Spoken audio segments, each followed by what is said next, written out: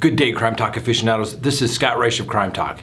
Today, we're going to bring you a video about the true crime genre and how it is under attack on social platforms. It's not just true crime. Many creators are under attack as platforms have decided that through their community standards, many of our videos that are fact-based for educational purposes are inappropriate for viewers and advertisers. These platform guidelines on sensitive events include content that features or focuses on sensitive topics or events including, but not limited to, war, political conflict, terrorism or extremism, death and tragedies, sexual abuse, even if graphic imagery is not shown, is generally not suitable for ads. For example, tragedies, even presented for news or documentary purposes, may not be suitable for advertisers given the subject matter. So platforms with their artificial intelligence departments and some reviewer have decided our topics are too sensitive. So apparently discussing real-world legal situations can't be handled by viewers on these platforms. The platforms are private companies, so they can dictate the rules. However, these platforms were started to be a platform for people to create and discuss and explore issues. We have always tried to do it respectfully and intelligently. Apparently, platforms only want gamers and gardening shows with no controversy. However, not sure how gaming is okay if it shows simulated violence, but news and reality of the world is too sensitive. There's been news recently about Facebook moderators and hiring procedures for their moderators, specifically what they review and the stress of the job. Today, we speak with someone who worked at Facebook's moderator facility, and we discuss the procedures for hiring and review of the content that is flagged. You would think that to review these videos, there would be some standard of review. Listen to how it changes literally by the minute, and if the CEOs are under pressure, changes are made. We have an interview today with someone who worked at the review facility for Facebook. We've disguised her voice and identity because she signed a non-disclosure agreement and frankly is concerned about her safety. What she will describe is eye-opening. The terrible things that people post online or can go live can be shocking. But frankly, that is the real world. Everyone wants to live in their bubbles and act like everything they need to know comes on their Facebook news feed. The truth about the world is being suppressed to make us all feel comfortable and not offended. You would expect the people to review these items to be hardened professionals, perhaps military members or first responders. No, most of these hires are high school age students who review some of the worst, and they're being traumatized by what they see. When a few people control what we can see and what is appropriate for us to see, that is truly scary. Someone has to stand up and say something about what's going on. In the famous quote of Pastor Martin Niemöller, "First they came for the socialists, and I didn't speak out because I was not a socialist. Then they came for the trade unionists, and I didn't speak out because I was not a trade unionist. Then they came for the Jews, and I didn't speak out because I was not a Jew. Then they came for me, and there was no one left to speak for me." If speech is curtailed and you don't object, if it doesn't affect you, eventually it will, because those doing the censoring will always look for more to censor. Today, it's Crime Talk, because we use words like homicide, murder, criminal procedure, and the Constitution. We use facts. Tomorrow, we'll have nothing but feel-good news. But that is why people come to the various platforms to get the truth and not the 30-second soundbite, the weather, and sports before they go to bed. Let us know whether people should be able to have intellectually honest conversations about sensitive issues and discuss and see the worst of the world. To be able to discuss sensitive subject matters with dignity, intellectual honesty, and on a quest for the truth, or should we thank Facebook and YouTube for protecting us from all the bad images and videos, and thank them for not letting us be exposed to things that make us feel uncomfortable and maybe even think?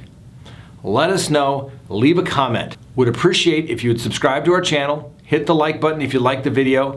I hope you enjoy the video of this Facebook moderator, of how she got her job, what she had to see, and how it's affected her. Have a great day, and thanks for watching Crime Talk. And remember, it could be our video today, and it could be yours tomorrow. thank you for talking with me today about your job that you had as a moderator, okay?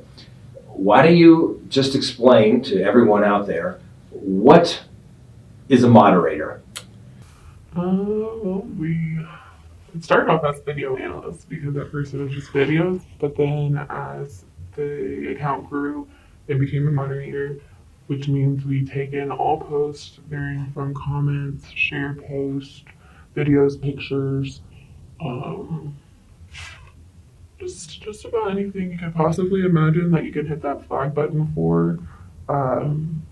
We would have to review if it was a high volume flagged video, and then from there we would proceed with a tree that would tell us how to action on the video or the comment or post or whatever that we had in front of us, and then from there the next step would either be taken upon by the computer. If the computer chose to take it down, it'll take it down.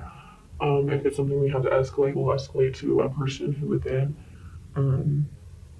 get in touch with the police and get the police involved, let the police know where the pinpoint, like we pinpoint where the post is coming from. If it's live or something, we can find out exactly where it is. And then we send the coordinates to the police, and the police will hopefully save the person. Of course,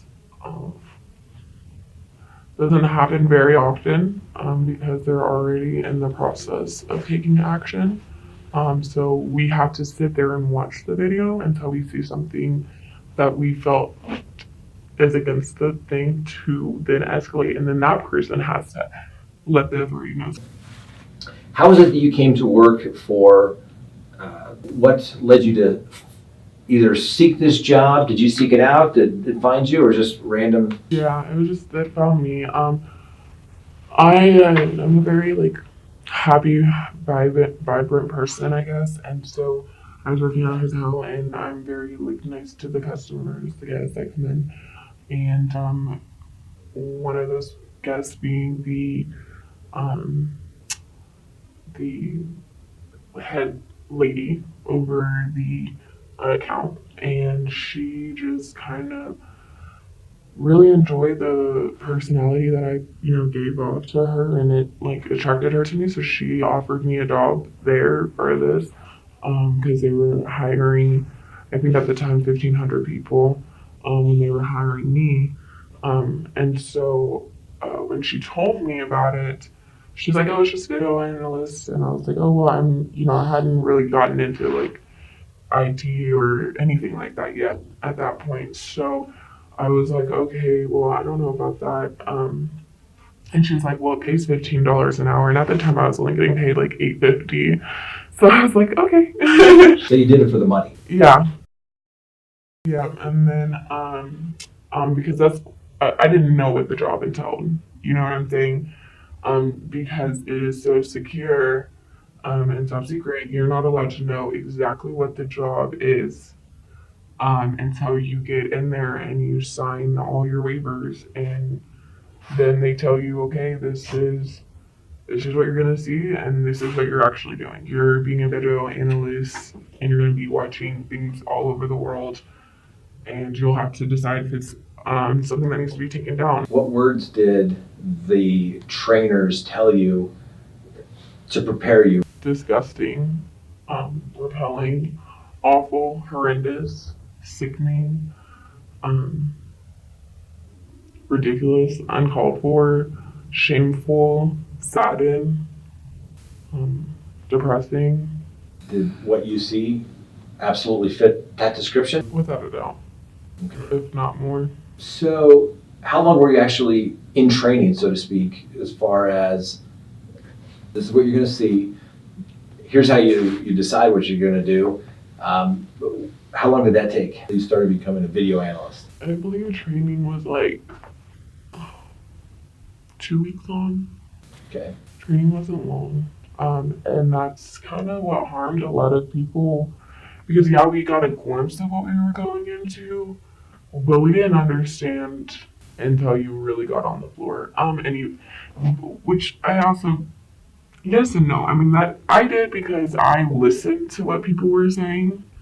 There was a lot of people who went into it not caring about because they were so like, I know this, I got this, I'm big and that, I can handle anything and everything. When you would show up for work, you said things were changing constantly. You kind of know what the company's community standards are, what they're looking for, violence, hate speech, things along those lines, but that's a very broad.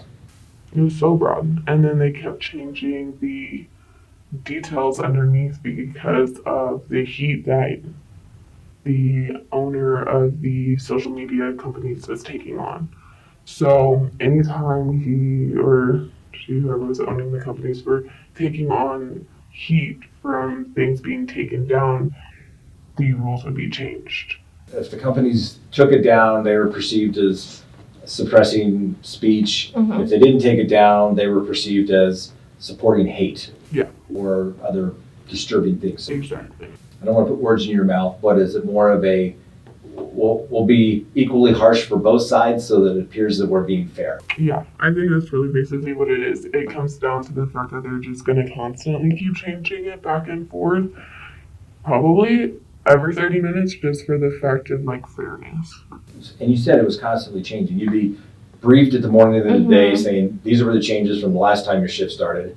But throughout your shift, you would receive updates as to what was acceptable or not acceptable. And that would sometimes involve group meetings or just like group meetings as a whole in a PowerPoint room with computers there with a teacher, because we had teachers who would get briefed on the briefing and then they would teach us the briefing. Okay. Because like we're set up in rows and the way it is there's not any like walls or anything. Like you're sitting right next to the person. There's a screen right here and there's a screen right here. Like, and you see exactly what's on their screen. They see exactly what's on your screen. And there's people directly right behind you with their screen painting to do at their back towards you. So, and then as a team, we had 2 of those tables. So there's like 5. So altogether, there's like 20 people on a team, anywhere from 20 to 25 people on a team. Okay, so they brief the teams, Uh-huh. things like that. Would you have circumstances where you would flag something and then the guidelines would change where it shouldn't have been flagged? Yeah, it could literally change within 10 minutes.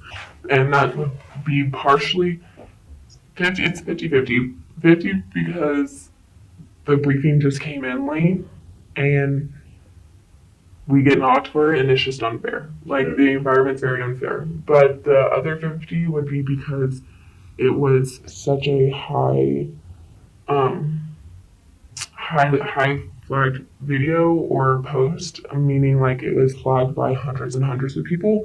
So therefore that was coming in multiple queues, which everybody had their own, like there was a huge general queue, but everybody had their own, profile within the queue, which is where the posts and stuff would pop up in our own profile. But if it's being flagged by hundreds of people, that video is going to keep going into the overall big queue and then be dispersed amongst all of us. And I could end up with the same video back to back 3 times. I can't tell you how many times I've had that happen. Where it was approved, not approved, and then back because the standards had all changed, so you didn't know what to do, so it was reevaluated every time? No, as in like it was flagged so many times it would just pop up in my queue again.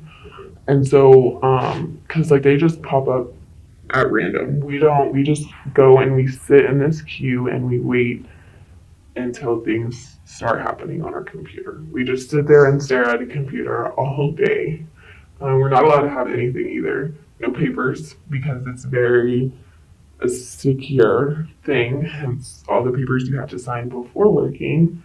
You're not allowed to have any bags or anything like that. No cell phones on the floor. They fire people the moment if somebody accidentally walks on the floor with their phone, they will fire you within that. All right, so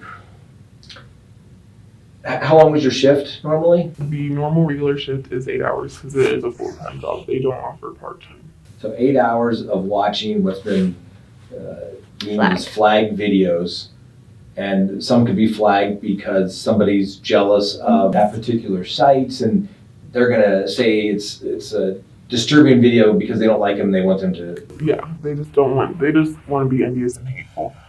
Those we just let it go. We ignore. And then there's the other not so pleasant side of things. Mm-hmm. Would that be a fair statement? Very sickening, more or less. If people were putting something live up on social media, you all would review that as it was happening, is that right? Mhm. We have to review what was flagged. So when it is a live video, we do get it in our queue as live at that moment, but we get the whole video. So everything that they had posted previous, what was flagged throughout the video, we had to go and like look at what was flagged, and then we go back to where he's live at that point, and then that's when we deem what's going on. And by that point, Something bad could have already happened. done and over with. What are some of the things that you had seen either on video or on live that you consider to be, disturbing? We could start off with the least disturbing and then get worse. Okay, Yes. let's go least disturbing. Mm-hmm. So then people can click out if they don't want to hear anything else. But we can start with terrorism.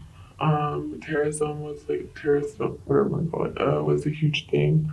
Beheadings, skinning, putting heads on sticks. All right, so we're moving up from that. I personally then think that anything gang related is pretty nasty. So there's a lot of stabbings that will happen gang wise, like group stabbings. I mean, it doesn't necessarily have to be a gang. There was a lot of disgusting, just up close stabbing videos of like multiple people teaming up against people, and I just find that disturbing in itself when anybody teams up against one person. You know what I'm saying? And so, but then what made it sickening and wrong, even more wrong and just all around messed up, was when they would actually beat the crap out of them until they're dead and blood is everywhere and they're not even caring and they celebrate. They're celebrating it enough to post it. Then it gets even more worse because then you have the sexual abuse. And that just can't stop at hands. That can never be an ending. You can't just stop with sexual abuse with your hands. No, people have to use knives, and they think knife play with sex is like so cool, but in the end it's not. People get hurt and you cut veins, and then that's not enough. Sooner or later that person isn't pleased with knife play, and next thing you know it's gun play and they commit a murder by shooting somebody in their private parts. And then we have to see that, and all you see is just blood coming out of waves, and you just hear her like in pain, and you can't do anything about it because it's already over. She's dead. Obviously, you thought when you were going to start this job as a video analyst, moderator, that you were going to see things. When you were in that intake, did you ever think that it would be? I knew I was going to see some beheadings. I knew that was like a given. I knew there was going to be a lot of gang violence. I just didn't know how cruel people were. I didn't know how sickening and how. I just don't get how people are wired, and I didn't understand how people can be so messed up. There is a lot of evil in the world, and sometimes people want to ignore that. You have to know that it's there, and I personally, I choose to live my life with the fact that, now I know, I'm blessed enough to know, this is how the world is, but I can do good. I can choose to do good. I know to watch out for these people. It's opened my eyes in so many ways. I didn't never imagine, I am grateful for the job, however, it has, scarred me. Well, let's talk about that. When you went to the job, was it just about, the money? I think you said it was $15 an hour was the wage you were going to get. But did you go into it with more idealistic notions of helping the world, so to speak? I went to the interviews or the process to find out I found out the reason I went into the job was because of the money. But when I got there and they give you the choice of, hey, like this is a more descriptive thing about the job, like here it is, all right here for you. Like, do you want to take on the training to even do this? And I had that discussion with my family because it's a very real job. Like, it's not something you could take on lightly at all. And I had just graduated high school. Did you feel as though you were going to do some good? Yeah. I went ahead and when they told me what was going on, I was like, yeah, and I don't know. I went to talk to my family, my mom and my dad.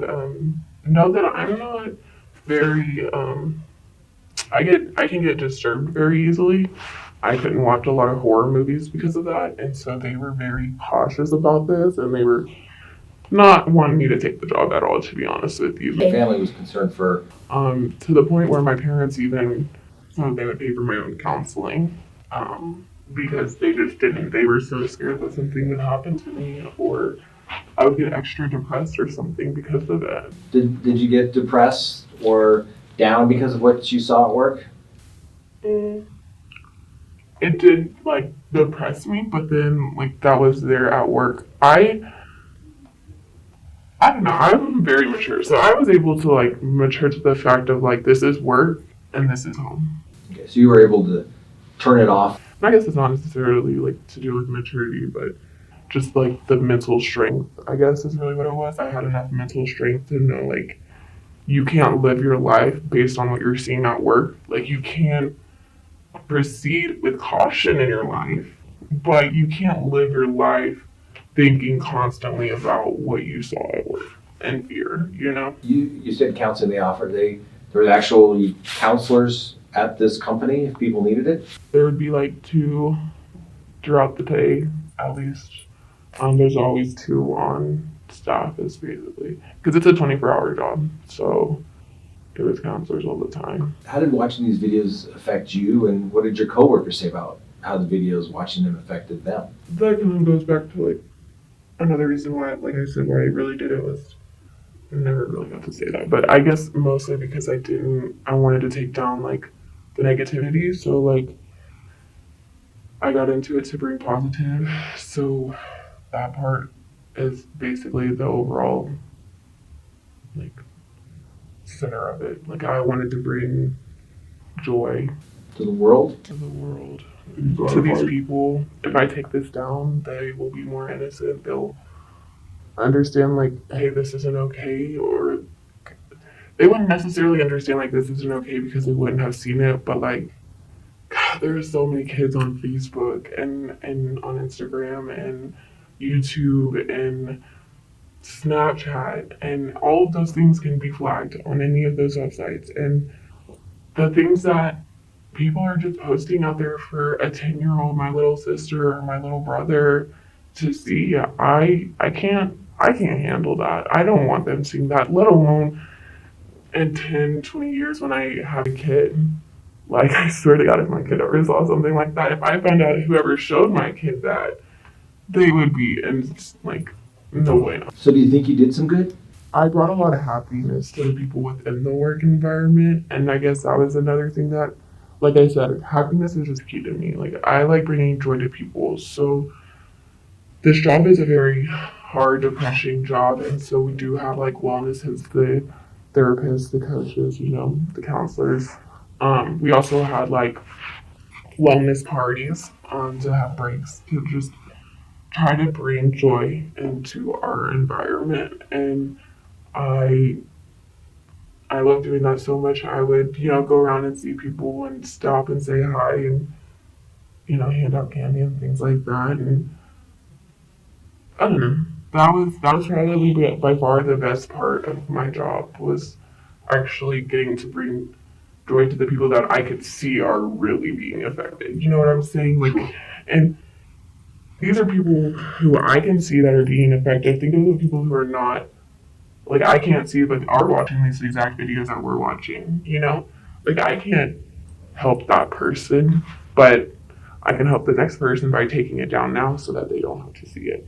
So obviously a lot of this stuff is on the internet, social media sites, and social media sites, for lack of term, they're private companies or they're publicly traded companies, but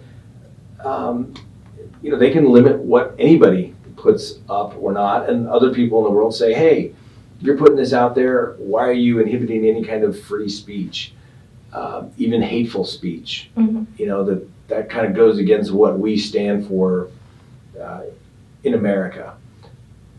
Did the organization that you work for try to balance, hate speech to, should this person have a right to say something, even if it's hateful? Or how did that work? They were really just against hate in general, but they also thrived on freedom of speech, so it was a very hard,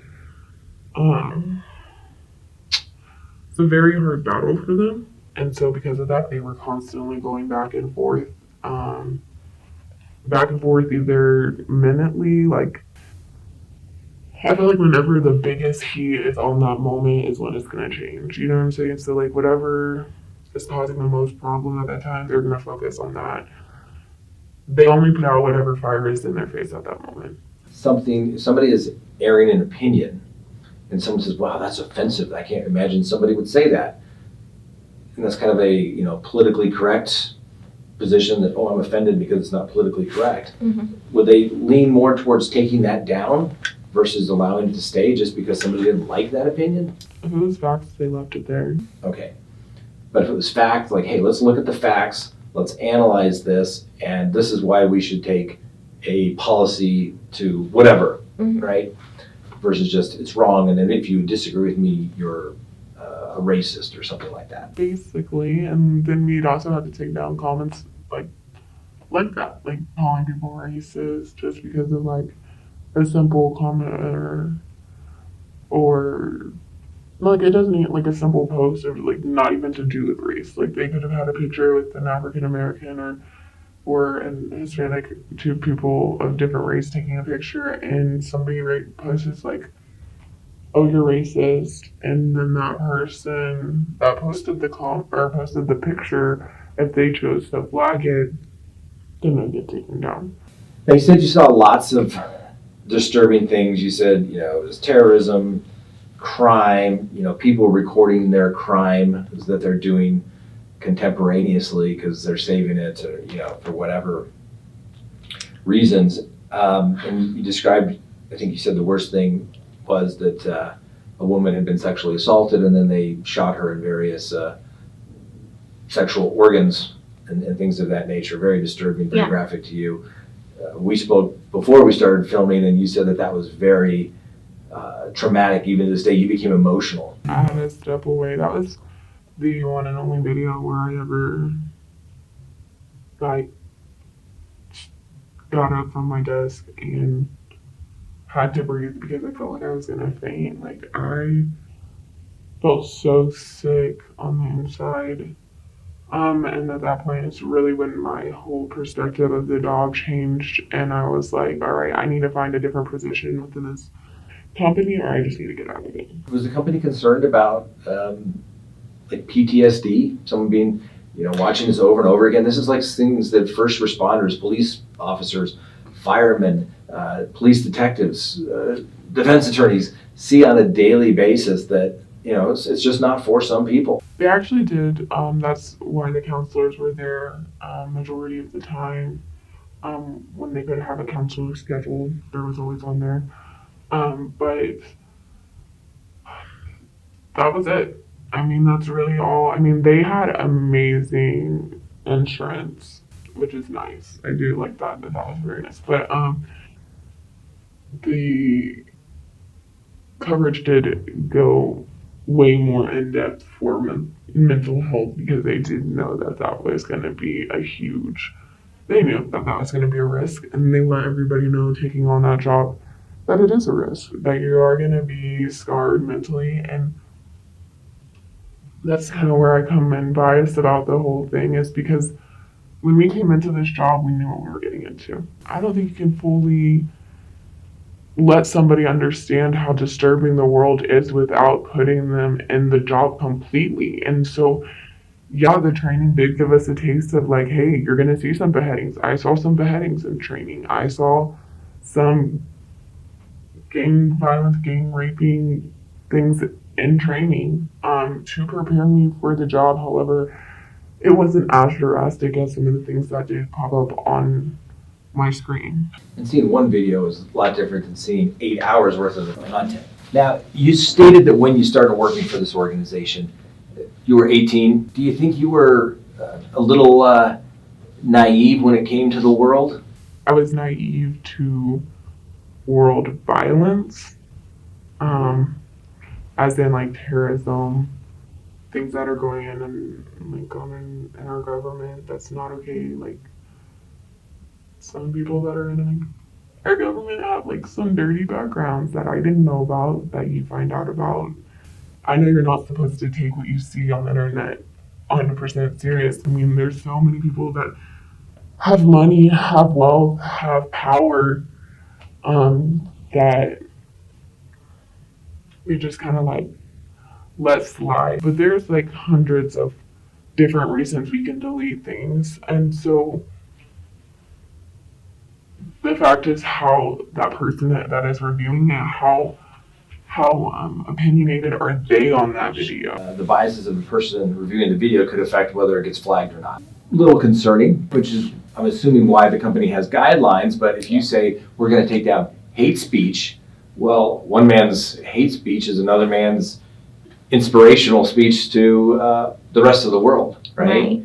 And so that's a very fine line, but we're not talking about government conduct, we're talking, which is protected. I mean, the First Amendment protects the government from prohibiting your speech. But here we're talking about private companies, and they're saying, hey, we're not going to allow this speech on our website. That's why we go ahead and implement the second row of video analysts who will then, if it's something that we decide to take down, we'd go to them and then they see if they feel the same, then they would go ahead and it would get completely removed.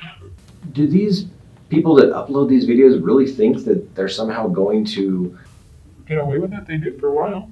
How long does the average take? It could take any, I mean, like, we don't know how long the videos are sitting in our queue. You know what I'm saying? Like, a video can get stuck in our queue and we don't even know about it until they go and look at the bug and see. Like, there was constant bugs where we were getting one video that was only being flagged once, but it was popping up on everybody as if it was being flagged multiple times. So a bunch of videos go into a queue, and you get a video that's flagged because somebody's jealous of another person's success, and let's say it's a 30-minute video. You have to watch the whole video to see if there's something objectionable to it. We watch the areas that they flagged, and then we go through and we click through on certain parts our own self, just to get our own vibe from it. And then if it's not, it doesn't ignore, we ignore it. If the flagged area that, or what we felt is deletable, then we write in the comment this minute 2.12, and then they go to 2.12 and they see what we saw, why we decided to delete it or whatever. Now the other thing we want to talk about, and this was interesting to me because I had a case recently about this, and the question is duty. Now, it sounds like the company has taken the position that if there's violence, criminal activity, things of that nature that people are putting on, and apparently people put it on video all the time. Is there some things that the company would report or wouldn't report, or is it just mandatory if it's a crime they have to report it to authorities? They don't really forward anything to the police unless it's live and we can stop it in that moment. If it's something that's already happened, then the police are going to see it on their own. That's how they see it. Let's talk about live. If it's live and somebody flags it, then it comes into somebody's queue within this company. Is that right? Does that take any type of priority because it's live? Always. Have you witnessed crimes being committed live? Mm-hmm. What about suicides? Yeah. And those are things that your organization then flags immediately and tries to contact the authorities? To get the authorities there, and I think they probably saved maybe like only a handful, but they did save people. We have saved people from like our location I think we saved like 1 or 2 people when I was there. However, the one that I saw was not the same. Was that obviously very traumatic for you as well? Those didn't hurt me as much as seeing like sexual abuse. We do send out help, like numbers, helplines and stuff like that to people who are like posting things like "I want to kill myself," like just as a comment. We will send out like help lines for that stuff. But yeah, no, that didn't really like affect me as much as just kind of like the other stuff, like sexual abuse, murders. How much information do you have as it relates to the person posting the video or comment? Do you have access to the full account? We did have full access to anybody and everybody's Facebook account. Like we could go see anybody and everybody, even if you're private. We can see whatever you're posting. You talked about the effects that, seeing this content in such volume on pretty much a daily basis, 5 days a week type of thing, and whether 40 hours or extra shifts, so even more time. Did that have any effect on you? This job literally physically drained me to the point, stress-wise, I was in the hospital quite a bit. I mean, nobody wants to be in a hospital when you have a job, obviously.